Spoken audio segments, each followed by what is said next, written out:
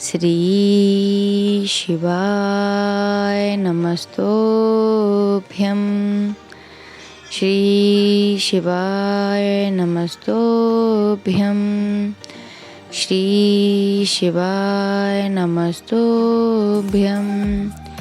श्री शिवाय नमस्तोभ्यं।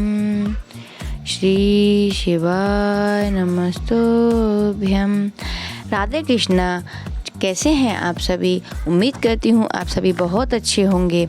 आज मैं आप सभी के लिए लेकर के आई हूँ श्री एकांतेश्वर श्री शिव महापुराण कथा का भाग 3 का सार, जो कि गुरुजी हमें प्रतिदिन श्रवण करा रहे हैं। भिलाई छत्तीसगढ़ में यह कथा चालू है, चल रही है और ज़्यादा से ज़्यादा मात्रा में भक्तगण जो हैं वह जाकर के बाबा की जो अमृतवाणी है उसको सुन रहे हैं, उसको श्रवण कर रहे हैं और अपने जीवन को कृतज्ञमय बना रहे हैं। मैं भी बाबा भोले भंडारी से उम्मीद करती हूँ कि किसी दिन मैं भी एक दिन ऐसा आए कि मैं भी उस पंडाल में बैठ करके यह कथा का श्रवण अपने सामने करूं।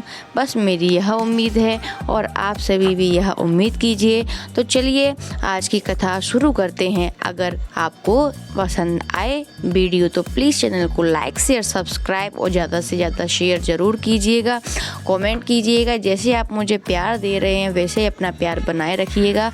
आपका बहुत बहुत धन्यवाद है। तो चलिए आगे की कथा शुरू करते हैं।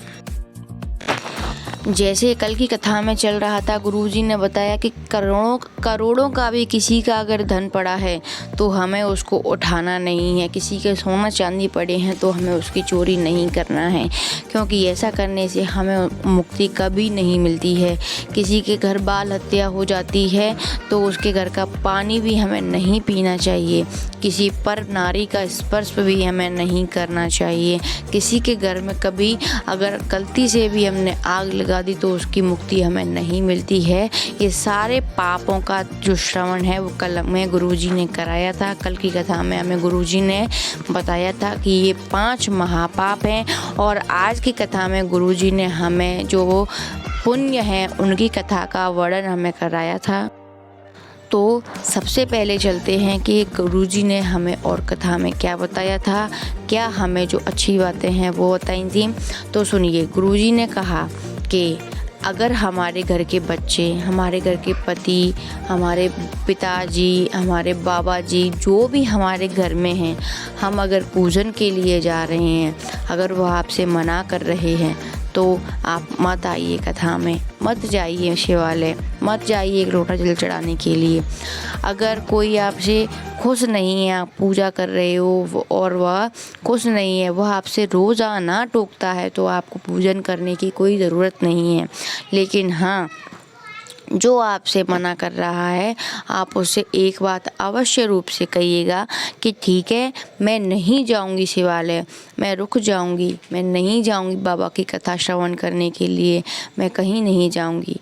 लेकिन उससे पहले आपको भी मेरा एक काम करना पड़ेगा और वो ये है कि आप भी शराब की ठेकी पर कभी दोबारा पैर नहीं रखेंगे। अगर आप शराब पीना बंद कर देंगे, पुड़िया खाना बंद कर देंगे या जो भी गलत कृत्य वो करते हैं वह बंद कर देंगे तो फिर मैं मंदिर, शिवालय, भजन, कीर्तन, कथा पंडाल कहीं पर भी नहीं जाऊंगी। क्यों? और गुरुजी ने बताया कि इससे बड़ा सुख कोई नहीं है कि अगर आपके ना जाने से कोई व्यक्ति अगर सुधर रहा है, एक व्यक्ति भी अगर सुधर रहा है, आप भी के घर का क्यों ना हो, तो भी आपके जीवन का कृतज्ञमय आनंद ही है। फिर आगे की कथा में बताया कि जैसे हम कथा के लिए श्रवण करने के लिए जाते हैं, हमारे घर के नहीं मानते हैं, मतलब खुद कथा में बैठना नहीं चाहते हैं, आपसे मना नहीं कर रहे हैं, लेकिन आपसे बोलते हैं कि चलो मैं तुमको छोड़ने चलता हूँ। तुमको छोड़ने के लिए वह कथा पंडाल के बाहर तक भी अगर आते हैं तो बाबा उसका हाथ पकड़ लेता है। गुरुजी कहते हैं कि ये कथा कोई आपसे कभी इस कथा ने नहीं बोला है कि ये करने से आपको पाप मिलेगा, ये करने से आपको पाप मिलेगा, कि अगर आप बाहर से छोड़ जाओगे कथा में तो आपको पाप मिलेगा। नहीं, शिव महापुराण की कथा कहती है कि अगर आप कथा पंडाल के बाहर तक भी आते हैं और अपने घर वालों को छोड़ करके भी जाते हैं तो भी बाबा भोलेनाथ आपका हाथ पकड़ लेते हैं। बाबा की कृपा आप पर हमेशा बनी रहती है, हम पर हमेशा बनी रहती है। जब हम बाबा के दरबार में गुरुजी ने हमें एक चीज़ और बताई थी कि अगर हम सुबह नहीं जा सकते हैं बाबा के मंदिर, बाबा के शिवालय, सुबह नहीं जा सकते हैं कथा स्थान पर, जब कथा हो रही है उस समय नहीं जा सकते हैं, तो हमें शाम के समय जब भी हमें समय मिले तब हमें ज़रूर से जाना ही चाहिए। क्यों जाना चाहिए? कि सुबह तो हमें कथा मिलेगी और शाम को फिर हमें क्या मिलेगा? शाम को हमें वो मिलेगा जो भक्तगण वहाँ रहते हैं, भजन गाते हैं, श्री शिवाय नमस्तुभ्यम मंत्र का जप करते हैं, ध्यान करते हैं, वह वाणी हमारे कानों में पहुँचती है। और गुरुजी ने एक बात तो हमेशा से बोली ही है कि ये महापुराण की कथा सुन कर के जो भी बाहर निकलता है उसकी शरीर से जो धूल, जो रज, जो खुशबू निकलती है उससे ही मनुष्य का जो है उद्धार हो जाता है। तो फिर अगर हम वहाँ शाम के समय पहुँचते हैं और सारे लोग जो कथा सुनने वाले हैं वो वहीं बैठे रहते हैं, अगर हम उनकी सेवा करेंगे, अगर हम उनके पैर दबाएंगे, पानी पिला देंगे एक गिलास भी, तो सोचिए हमें कितना पुण्य, कितना लाभ, कितना मतलब प्यार जैसी एक अनुभूति जो है होती है वह आपको मिलेगी। यह मैं कल्पना भी नहीं कर सकती हूँ कि उस समय कैसा लगेगा। मेरा बहुत मन करता है कि मैं कथा स्थान तक पहुँचूँ, मुझसे जो बने मैं कर पाऊँ, पर पता नहीं है बाबा कब बुलाएंगे, ये तो बाबा ही जाने। चलिए आगे की कथा में बढ़ते हैं।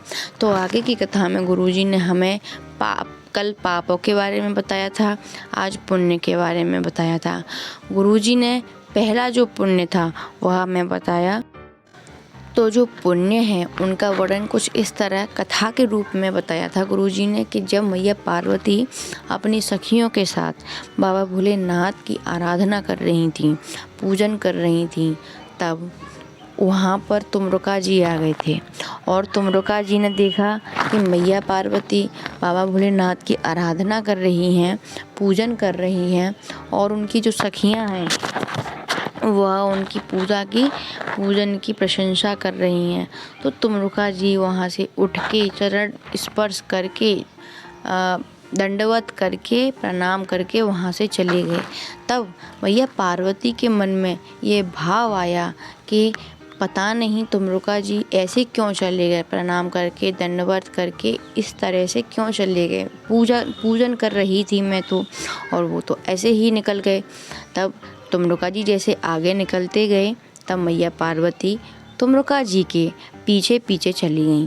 जब तुमरुका जी के पीछे पीछे गईं तो आकर के मैया पार्वती ने बोला, हे तुमरुका जी क्या हुआ, आप इस तरह से उठ कर के मुझे दंडवत करके क्यों आ गए, क्या बात है तुमरुका जी, क्या मेरे पूजन करने की जो प्रक्रिया है वह सही नहीं है, क्या मैं पूजन जो कर रही हूँ वह सही नहीं कर रही हूँ, क्या मेरे से कोई त्रुटि हुई है, मैया पार्वती ने पूछा तुमरुका जी से।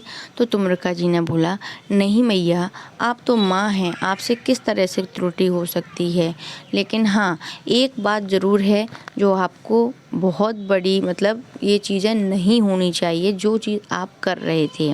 तो मैया पार्वती ने पूछा कि तुमरुका जी ऐसा क्या हुआ, ऐसा क्यों हुआ, मुझे नहीं समझ में आ रहा।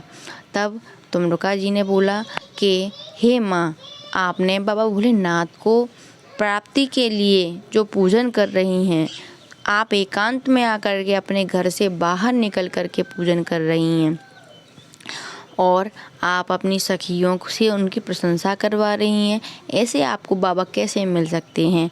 गुरुजी ने हमें एक चीज़ बताई है, इसको ध्यान से सुनिएगा कि अगर हमारे घर का मंदिर है या हमारे मंदिर बहुत अच्छा है, कोई तारीफ़ कर रहे आपके मंदिर की, आपके घर पर ही, कि आप किसी मंदिर में भजन गाने जा रहे हो और वहाँ आपसे कोई बोले कि तेरे आने से मंदिर में जान आ जाती है, तू नहीं होती तो फिर मतलब ये भजन कैसे गाते। तो उससे हाथ जोड़ के विनय कीजिए कि मेरे सामने मेरी प्रशंसा मत कीजिए, मैं चली जाऊँ तब भले बोल देना, कोई परेशानी नहीं है, लेकिन मेरे सामने इस तरह से मेरा बखान मत कीजिए। मुझे कुछ नहीं आता है, मेरे बाबा जो कराते हैं वह मैं बस कर देती हूँ। तो वैसे ही तुम्रका जी ने मैया पार्वती को बोला कि जैसे आप अपनी पूजन की प्रशंसा करा रही हैं, तो उस हिसाब से, उस तरह से बाबा भोलेनाथ कभी भी प्रसन्न नहीं होंगे, क्योंकि जैसे बाबा भोलेनाथ की आराधना की जाती है, पूजन की जाती है, एकांतेश्वर महादेव का अगर आप पूजन कर रहे हो तो वह बिना किसी प्रशंसनीय भाव के, बिना किसी को दिखा करके, सिर्फ एकांत में ही उसका पूजन, उसकी प्रशंसा जो भी है वो आप अपने हिसाब से अपने ही तक रखिए।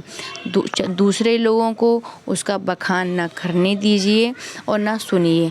हाथ जोड़ के विनय करके उनको बता दीजिए कि नहीं, इस तरह से आप मेरे यहाँ आकर के मत कीजिए, आप घर से बाहर चले जाइएगा, तब बोल दीजिएगा, कोई परेशानी नहीं है।